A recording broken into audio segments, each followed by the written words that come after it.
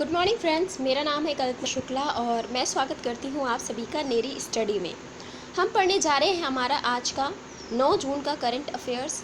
जो भी important questions हैं सारे वीडियो में ऐड करेंगे और इसके साथ साथ में आपको इनके नोट्स भी बनाने हैं। नोट्स बनाने के लिए आप एक कॉपी और पेन ज़रूर लेके बैठिए और जो भी इम्पोर्टेंट पॉइंट्स आपको लगते हैं क्वेश्चन से रिलेटेड उनको शॉर्ट टर्म में ही नोट ज़रूर करिए, क्योंकि नोट करने से आपको याद होता है और आप रिवीजन भी इजीली कर सकते हैं। तो नोट ज़रूर बनाइएगा और इसके साथ साथ में आपको उसका रिवीजन भी करना है। तो स्टार्ट करते हैं हमारा आज का 9 जून का करंट अफेयर्स। और पहला क्वेश्चन है आज का हमारा कि हाल ही में प्रस्तावित आसियान समूह के 10 देशों के विदेश मंत्रियों की बैठक की मेज़बानी कौन कर रहा है। तो कौन सा देश है ये? आसियान के जो 10 देश हैं उनके जो विदेश मंत्री हैं उनकी बैठक का आयोजन कर रहा है। तो ऐसा कर रहा है चीन, जो हमारा पड़ोसी देश है चाइना इस बैठक की मेज़बानी कर रहा है। ये बैठक आयोजित की जाएगी चाइना के द्वारा और ये विदेश मंत्रियों की बैठक है। बताया जा रहा है कि ये बैठक चीन और आसियान के संबंधों के 30 साल पूरे होने के अवसर पर आयोजित की जा रही है।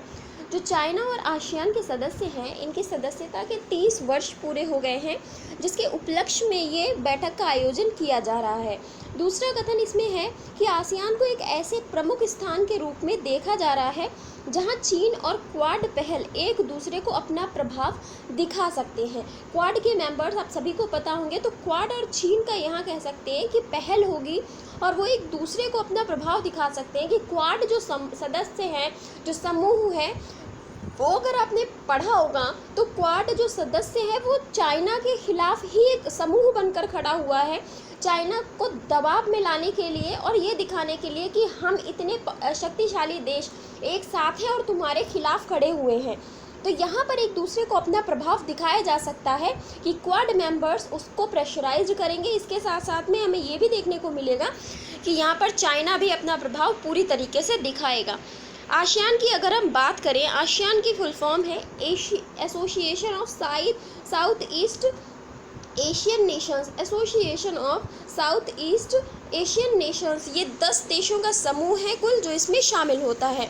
चलते हैं हमारे अगले प्रश्न की तरफ और हमारा अगला प्रश्न है कि किस देश के विदेश मंत्री अब्दुल्ला शाहिद को वर्ष 2021-22 के लिए संयुक्त राष्ट्र महासभा का अध्यक्ष चुना गया है। बहुत ही इम्पोर्टेंट क्वेश्चन है। ऐसा पहली बार हुआ है कि इस देश का कोई भी सदस्य यहाँ का अध्यक्ष चुना गया है और इनका नाम है, ये वहाँ के विदेश मंत्री हैं जिनका नाम है अब्दुल्ला शाहिद और इन्हें 2021-22 के लिए संयुक्त राष्ट्र महासभा का अध्यक्ष चुना गया है। तो ये देश है मालदीव और मालदीव के लिए बहुत ही बड़ी बात है कि उनके वहाँ का कोई भी सदस्य पहली बार यहाँ पर चुना गया है।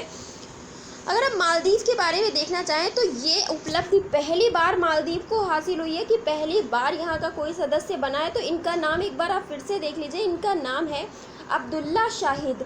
यहाँ के विदेश मंत्री है अब्दुल्ला शाहिद। मालदीव बहुत ही इम्पॉर्टेंट हो जाता है आज के लिए हमारे क्वेश्चंस में। सेकंड, ये जो थर्ड हमारा क्वेश्चन है, थर्ड क्वेश्चन है सी स्नॉट क्या है। मोस्ट इम्पॉर्टेंट क्वेश्चन में आप इसे रखिए क्योंकि इस तरीके के जो टर्म्स हैं वो बहुत ही पूछे जाते हैं। अब आपको अगर इसका मतलब पता होगा तभी आप आंसर कर सकेंगे। सी स्नॉट क्या है? समुद्र में एक प्रकार का कीचड़ है या समुद्री जीव है या फिर कोई समुद्री वनस्पति का नाम है या समुद्री तूफान का नाम है। तो आपको बताना चाहूँ, ये समुद्री जो शैवाल होते हैं उनके द्वारा निर्मित एक प्रकार का कीचड़ है। ये समुद्री कीचड़ है। अब ये चर्चा में क्यों आया है? सी स्नॉट नाम का शब्द अचानक से चर्चा में क्यों आया है, इस पर भी चर्चा करेंगे। तो सी स्नॉट आपको याद रखना है, एक प्रकार का कीचड़ है, समुद्री कीचड़। हाल ही में क्या देखने को मिला है कि काला सागर को एजियन सागर से जोड़ने वाले जो तुर्की के पास में मरमरा सागर है, वहाँ पर सी स्नॉट का सबसे बड़ा प्रकोप देखा जा रहा है। सी स्नॉट का प्रकोप कैसा कि आप अगर इस घटना को गूगल पर सर्च करेंगे तो आप इजीली इसकी फ़ोटोज़ देख सकते हैं कि चारों तरफ जो बंदरगाह हैं उनको इस कीचड़ ने घेर लिया है। ये जो एक तरीके से शैवालों की अधिकता आप कह सकते हैं कीचड़ के रूप में पूरे बंदरगाहों पर छाई हुई है। इस चिपचिपे पदार्थ को निकटवर्ती काले सागर और एजियन सागर में भी देखा जा रहा है, मतलब ये निरंतर फैल रहा है। इसके फैलने के रीज़न्स क्या हैं? इसके फैलने के रीज़न्स हैं जो ग्लोबल वार्मिंग हो रही है इसके कारण ये फैल रहा है। इसके साथ साथ में पर्यावरण प्रदूषण बहुत बढ़ रहा है, समुद्रों में प्रदूषण इतना ज़्यादा बढ़ रहा है, उसके कारण ये घटना हमें देखने को मिल रही है। और ये पहली बार नहीं है कि तुर्की में ऐसी घटना हुई है, 2007 में भी इस प्रकार की घटना देखी गई थी। तो अब इससे बचने के लिए इसको जैव आरक्षित संरक्षित क्षेत्र घोषित कर दिया गया है तुर्की के द्वारा। तो ये घटना हमें मरमरा सागर में, जो कि काला सागर और एजियन सागर से जोड़ने वाले तुर्की के मरमरा सागर में सी स्नॉट का सबसे बड़ा प्रकोप देखा गया है। और ये धूसर या हरे रंग की कीचड़ होती है, धूसर कहते हैं जो मिट्टी का कलर होता है, धूल का जो रंग होता है हल्का पीला और ब्राउनिश जो कलर शेड होता है, वैसा ये कुछ कीचड़ है। इसकी एक चिपचिपी परत जैसी जम गई है समुद्र के ऊपर और ये किनारों पर बिल्कुल लगी हुई है। वहाँ पर जो शिप खड़े हुए थे उनको भी आप इसमें फंसा हुआ देख सकते हैं। तो ये जिससे समुद्री परिस्थितिकी तंत्र को बहुत ही नुकसान हो रहा है। इससे कह रहे हैं कि फिशेस भी मर रही हैं वहाँ पर, और भी जो कई समुद्री जीव हैं वो भी मर रहे हैं। बहुत सारा नुकसान हो रहा है। उसके साथ साथ जो व्यापारिक नुकसान हो रहा है वो अलग, क्योंकि शिप्स को इसने घेर रखा है और समुद्री जो बंदरगाह हैं उनको बंद कर दिया गया है यहाँ जो तुर्की के आसपास हैं। तो काफ़ी ज़्यादा इससे नुकसान भी हो रहा है। तो ये आपको घटना सी स्नॉट जो है एक कीचड़ है जो समुद्र में फैल जाता है और शैवालों के द्वारा फैलाया जाता है। ये सारी की सारी बातें यहाँ पे बहुत ही इंपॉर्टेंट हो जाती हैं, आपको इन्हें याद रखना है। अब चलते हैं हमारे अगले प्रश्न की तरफ और हमारा अगला प्रश्न है कि विश्व पर्यावरण दिवस के अवसर पर किस राज्य ने प्राण वायु देवता पेंशन योजना और ऑक्सीवन योजनाओं की घोषणा की है। अब ये किस प्रकार की योजना है? तो हमें ये जो योजना है जिसका नाम है प्राण वायु देवता पेंशन योजना और ऑक्सीवन योजनाएं, ये हमें देखने को मिली है हरियाणा सरकार के द्वारा। हाल ही में हरियाणा सरकार ने ये प्राण वायु देवता पेंशन योजना लॉन्च की है। अब ये किस प्रकार की योजना है इस पर हम चर्चा करते हैं, क्योंकि अगर पॉइंट वाइज क्वेश्चन बनता है तो इसका डिस्क्रिप्शन आपसे पूछा ज़रूर जा सकता है। वरना आप याद रखिए कि हरियाणा की योजना है प्राण वायु देवता पेंशन योजना। इसमें क्या है कि जो 75 वर्ष या उससे अधिक आयु के वृक्षों को सम्मानित करने की ये एक पहल है। इसमें ये जो वृक्ष हैं इनको सम्मानित किया जाएगा जो 75 वर्ष से ज़्यादा पुराने हो चुके हैं। इनको सम्मानित किस प्रकार से किया जाएगा कि अब इनको पेंशन दी जाएगी। जैसे वृद्धों को पेंशन दी जाती है ना, वैसे ही अब इन वृक्षों को पेंशन दी जाएगी। अब आप सोचेंगे वृक्ष पेंशन लेके करेंगे क्या? तो आगे उनका विकास किया जा सके, उनको और बेहतर जीवन दिया जा सके, क्योंकि वृक्षों में भी जीवन होता है तो उन्हें भी जीवन जीने का अधिकार है। आप भाई इस तरीके से कह सकते हैं। तो उन्हें अच्छा जीवन देने के लिए यहाँ पर 2500 रुपये की पेंशन राशि प्रदान की जाएगी हरियाणा सरकार के द्वारा। और जैसे वृद्धों की पेंशन समय के साथ साथ बढ़ती है, वैसे ही इसे भी जब तक पेड़ रहेगा समय के साथ साथ उसकी पेंशन भी बढ़ती जाएगी। अब ये योजना कितनी कारगर सिद्ध होती है और पर्यावरण के लिए कितनी अच्छी सिद्ध होती है ये तो आने वाले समय में पता चलेगा। फिलहाल आपको याद रखना है कि ये जो प्राण वायु देवता पेंशन योजना है ये हरियाणा सरकार के द्वारा मतलब मनोहर लाल खट्टर जी के द्वारा लॉन्च की गई है। चलते हैं हमारे अगले प्रश्न की तरफ और हमारा अगला प्रश्न है कि 8वें वैश्विक नाइट्रोजन सम्मेलन की मेजबानी किस देश द्वारा की गई है। ये 8वां वैश्विक नाइट्रोजन सम्मेलन है, इसकी मेजबानी किस देश के द्वारा की गई है? तो जर्मनी के द्वारा इसकी मेजबानी की गई है। जर्मनी इसका राइट आंसर है। जर्मनी ने ये वैश्विक नाइट्रोजन सम्मेलन की मेजबानी की है। अब इसमें क्या है कि ये एक त्रैमासिक सम्मेलन है, मतलब 3 वर्षों में ये एक बार होने वाला सम्मेलन है, त्रैवार्षिक सम्मेलन है। 31 मई से 3 जून तक इसका आयोजन किया गया था और इसमें हमें नाइट्रोजन से संबंधित वार्तालापों पर देखा गया कि इसमें नाइट्रोजन पर चर्चा की गई और ऐसी नाइट्रोजन से बनने वाली ऐसी खतरनाक गैसों पर भी चर्चा की गई जो पृथ्वी के लिए न इतनी खतरनाक है कि उनके आगे कार्बन डाइऑक्साइड की भी शायद कोई वैल्यू नहीं रखता। तो ऐसी गैसों को बनने से रोकना है ताकि हम ग्लोबल वार्मिंग से बच सकें, क्योंकि ऐसी गैसें कार्बन डाइऑक्साइड से ज़्यादा खतरनाक हैं ग्लोबल वार्मिंग के लिए। तो 8वें वैश्विक नाइट्रोजन सम्मेलन का आयोजन जर्मनी द्वारा किया गया और ये एक त्रैवार्षिक सम्मेलन है, मतलब 3 वर्षों में एक बार होने वाला ये सम्मेलन है। तो आपको ये सारी बातें याद रखनी है। नेक्स्ट क्वेश्चन है कि किस देश ने FATF क्षेत्रीय निकाय द्वारा इन्हेंस्ड फॉलोअप स्थिति को बरकरार रखा है। अब ये कौन सा देश है? FATF का नाम आप सभी ने सुना होगा, बहुत ही इम्पॉर्टेंट संस्था है ये। मनी लॉन्ड्रिंग की बात करें या फिर आतंकवादी संगठनों के पास जो पैसा जाता है उस पर जो निगरानी रखी जाती है, इन सभी की बात करें तो इसके लिए FATF का रोल एक बहुत ही महत्वपूर्ण संस्था के रूप में हमारे सामने उजागर होता है। तो फिलहाल FATF जो क्षेत्रीय निकाय है, ये इसके द्वारा इन्हेंस्ड फॉलोअप स्थिति में फ़िलहाल पाकिस्तान ने स्वयं को बरकरार रखा है। कुछ इसके कुल 40 ऐसे पैरामीटर्स थे। उन 40 पैरामीटर्स में से लगभग 21 पैरामीटर्स पर पाकिस्तान की स्थिति सुधरी है, जबकि बाकियों पर अभी भी वैसी ही है। तो इसके आधार पर पाकिस्तान ने इनको फ़िलहाल इन्हेंस्ड फॉलोअप स्थिति में ही रखा है और इन्हें सुधार की ज़रूरत है।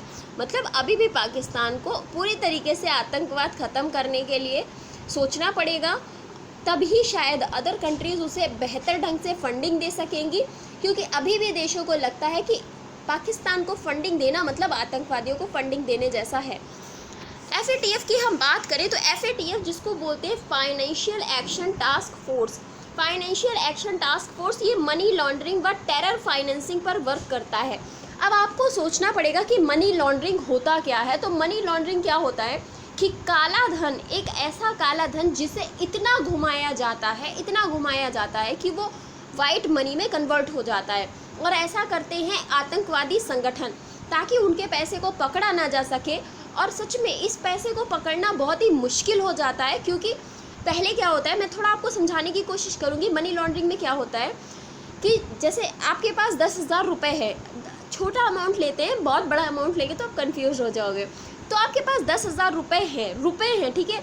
आप 10,000 रुपये को डॉलर में कन्वर्ट करते हैं, फिर डॉलर में कन्वर्ट करने के बाद आप उन्हें क्रोना में कन्वर्ट करते हैं, फिर आप दिनार में कन्वर्ट करते हैं, दिरहम में कन्वर्ट करते हैं। इस प्रकार से आप कई कंट्रीज़ में जा के इसी 10,000 रुपये को अदर करेंसी में चेंज करते हैं। फिर आतंकवादी संगठन क्या करते हैं कि इसी पैसे को 10 जो उसके आप समझ सकते हैं 10 सदस्य कह सकते हैं, आतंकवादियों के इतने सारे जो वो नहीं होते छोटे छोटे आतंकवादी, उनमें 10 लोगों को बांट देते हैं और कहते हैं कि इनको अकाउंट में जमा करा दो। वो पता चलता है नेपाल की बैंक में अकाउंट में जमा करा दिए गए। फिर 10 दिन बाद वहाँ की अकाउंट से निकाल के किसी और देश की बैंक के अकाउंट में जमा किए गए, फिर वहाँ से निकाल के किसी और देश की। इस प्रकार से वो पैसा ना घूमता रहता है, और क्या पता किसी ने वो पैसा किसी व्यापार में लगा करके फिर वहाँ से पैसा और ज़्यादा कमा लिया हो। तो इस तरीके से करके वो 10,000 रुपये को इतना घुमाया जाता है कि उसको जो रियल सोर्स है कि ये 10,000 रुपये किस आतंकवादी ने दिया था, वो रियल सोर्स का पता ही नहीं लग पाता। इसी को कहते हैं मनी लॉन्ड्रिंग। और ये मनी लॉन्ड्रिंग आजकल बहुत बढ़ गई है, जिसकी वजह से आतंकवादी संगठनों को और ज़्यादा फ़ायदा हो रहा है। तो इस मनी लॉन्ड्रिंग पर आप कह सकते हैं पकड़ मजबूत करने के लिए FATF की गठन किया गया, और FATF ने 1989 से अपना काम शुरू किया। इसमें टेरर फाइनेंसिंग पर भी ध्यान दिया गया। हेडक्वार्टर की अगर हम बात करें, पेरिस फ्रांस में FATF का फाइनेंशियल एक्शन टास्क फोर्स का हेडक्वार्टर हो जाता है। इसकी 2 लिस्ट होती है, ग्रे लिस्ट और ब्लैक लिस्ट। ग्रे लिस्ट और ब्लैक लिस्ट में ये ग्रे लिस्ट में जिस भी कंट्री को डालता है तो वो होती है संदेहास्पद कंट्री, कि मतलब इस पर नज़र रखी जा रही है कि ये कहाँ कहाँ अपना पैसा लगा रहा है। और जिस भी देश में टेरर फाइनेंसिंग बहुत ज़्यादा पाई जाती है उसे ब्लैक लिस्ट कर दिया जाता है। और ब्लैक लिस्ट होने के बाद ब्लैक लिस्ट में जाने का मतलब ये है कि अब कोई भी ऐसा संगठन आपको पैसे के रूप में मदद नहीं करेगा, जैसे वर्ल्ड बैंक हो गई, IMF हो गया, इस तरीके की संस्थाएं अब आपको फाइनेंशियल हेल्प बिल्कुल नहीं करेंगी, ना ही कोई देश आपको मदद कर सकता है। तो मतलब अब आपका बंटाधार होने वाला है, अब आप अपना खुद ही देख लो कि आप अपना देश कैसे चलाओगे। तो इसी वजह से पाकिस्तान को चाइना बराबर बचाए रखता है कि कहीं ऐसा ना हो कि हमारा मित्र देश ब्लैक लिस्ट हो जाए, और ब्लैक लिस्ट होने के बाद क्या होगा कि चाइना भी उसकी हेल्प नहीं कर पाएगा।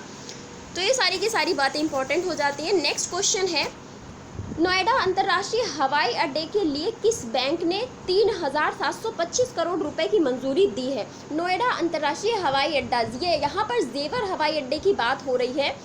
तो यहाँ पर आपसे पूछा जा रहा है कि कौन सी बैंक ने 3,725 करोड़ रुपए को मंजूरी दी है, ऋण के रूप में दिया है ये, और ये है SBI ने हेल्प की है नोएडा अंतर्राष्ट्रीय हवाई अड्डे की, और SBI ने इसे 3,725 करोड़ रुपए 20 साल के लिए ऋण दिया है कि 20 साल के लिए तुम्हारे पास ये ऋण हो जाता है। चलते हैं नेक्स्ट क्वेश्चन की तरफ। नेक्स्ट क्वेश्चन है, हाल ही में फिना ब्यूरो के सदस्य के रूप में किसे चुना गया है। फिना ब्यूरो का ये बन गए हैं सदस्य, तो इनका नाम आपको बताना है। और ऐसा ये फिना ब्यूरो के पहले भारतीय सदस्य बने हैं, तो इसलिए बहुत ही इंपॉर्टेंट क्वेश्चन है कि फिना ब्यूरो के पहले भारतीय सदस्य कौन बन गए हैं। इनका नाम है वीरेंद्र नानावती। वीरेंद्र नानावती इसका राइट आंसर है। इसके बारे में थोड़ी चर्चा करते हैं। तो जो फिना है इसको बोलते हैं international swimming federation FINA. International swimming federation FINA, जिसका मुख्यालय लुजाने स्विट्ज़रलैंड में है। 19 जुलाई 1908 को इसकी स्थापना हुई थी और हाल ही में इसके अध्यक्ष भी बने हैं, जिनका नाम है हुसैन अल मुसल्लम। हुसैन अल मुसल्लम जो कि कुवैत से बिलोंग करते हैं। और इसी में एक नाम और भी दे रखा था, सैम रामासामी। सैम रामासामी ये दक्षिण अफ्रीका से हैं, साउथ अफ्रीका से हैं और ये यहाँ के उपाध्यक्ष बन गए हैं। तो इसी क्वेश्चन में आपको बहुत सारी चीज़ें देखने को मिली कि सदस्य बनाया गया है वीरेंद्र नानावती को, जो कि भारत के हैं। अध्यक्ष बन गए हैं हुसैन अल मुसल्लम जो कि कुवैत के हैं। और उपाध्यक्ष बन गए हैं सैम रामासामी जो कि साउथ अफ्रीका से बिलोंग करते हैं। तो बहुत ही इंपॉर्टेंट क्वेश्चन है, आप इसे याद रखेंगे। नेक्स्ट क्वेश्चन है, हाल ही में अजरबैजान जो ग्रांड प्रिक्स होती है वो किसने जीती है। अजरबैजान की यहाँ पे बात हो रही है, तो ये किसने जीती है। ये फार्मूला 1 रेस का जो अंतर्राष्ट्रीय आप कह सकते हैं ग्रैंड स्लैम आप इसे मान सकते हो, तो ये फार्मूला 1 रेस का से रिलेटेड है। और इसमें जो विनर बना है उनका नाम है सर्जियो परेज। सर्जियो परेज जो है इस बार विनर बन गए हैं। ना ही लुइस हैमिल्टन जीते, ना ही मैक्स वर्स्टैपेन जीते। इस बार जो विनर बने हैं उनका नाम है Sergio Perez. Azerbaijan Sergio Perez ने जीती है। अब इसके बारे में आपको क्या याद रखना है, ये जो सर्जियो परेज हैं ये रेड बुल के खिलाड़ी हैं। इसके साथ साथ में सेकंड नंबर पर सेबेस्टियन बैटल रहे हैं। सेबेस्टियन बैटल को इन्होंने हराया है और ये फर्स्ट आए हैं। अजरबैजान की जो राजधानी है वो हो जाती है बाकू। अजरबैजान की कैपिटल बाकू और यहाँ पर हुई है Azerbaijan grand prix. Next question की तरफ चलते हैं और नेक्स्ट क्वेश्चन है, रायमोना किस राज्य का छठा नेशनल पार्क है। अब ये छठा शब्द पर थोड़ा सा डिस्कशन करेंगे कि छठा कैसे है, क्योंकि बहुत सारे लोगों को बहुत सारा कन्फ्यूज़न था, बट इस पे मैंने कन्फ्यूज़न दूर किया है। तो रायमोना किस राज्य का छठा नेशनल पार्क बना है, ये बन गया है असम का छठा नेशनल पार्क। ये असम का छठा नेशनल पार्क बन गया है। तो अब इस पर थोड़ी चर्चा करते हैं। ये जो रायमोना नेशनल पार्क है ये कोकराझार ज़िले में है और कोकराझार ज़िला जो है वो बोडोलैंड का हिस्सा है। बोडोलैंड एक अलग से, इसी में असम में एक अलग से क्षेत्र बनाया गया है जिसमें 4 ज़िले आते हैं। और यहाँ पर बोडोलैंड के जो नेता हैं कह सकते हैं कि वो प्रमुख रूप से अपने नियम कानून के हिसाब से अपना शासन चलाते हैं। तो ये बोडोलैंड एक अलग क्षेत्र बनाया गया है, उसी में ये स्थित है कोकराझार जिला, और जहाँ पर रायमोना हिल्स नेशनल पार्क भी स्थित है। ये 422 वर्ग किलोमीटर में फैला हुआ है। असम की बात करें, दिसपुर यहाँ की कैपिटल हो जाती है। मुख्यमंत्री है हिमंत बिस्वा शर्मा और गवर्नर है जगदीश मुखी। अब यहाँ पर क्या है कि देहिंग पटकाई नेशनल पार्क, बहुत लोग कह रहे हैं कि 6th नेशनल पार्क वो है। तो उस नेशनल पार्क की फ़िलहाल के लिए सरकार ने घोषणा की थी कि ये होगा, पर वो अभी बनाया नहीं गया है, वो डेवलप किया जा रहा है। तो देहिंग पटकाई नेशनल पार्क जो है वो असम का 7वां नेशनल पार्क बनेगा, ना कि छठा। तो अभी छठा national park Raimona national park है और 7th जो नेशनल पार्क बनेगा वो बनेगा देहिंग पटकाई नेशनल पार्क, जो कि अभी बन रहा है, अभी इसे बनाया नहीं गया है। तो ये बातें आप याद रखेंगे। ये था हमारा आज का सेशन आपको कैसा लगा प्लीज़ मुझे कमेंट बॉक्स में ज़रूर बताइएगा, और क्वेश्चंस आपको कैसे लगते हैं ये भी बताइएगा। आज के लिए फ़िलहाल इतना ही, मिलेंगे फिर कल। Thank you so much.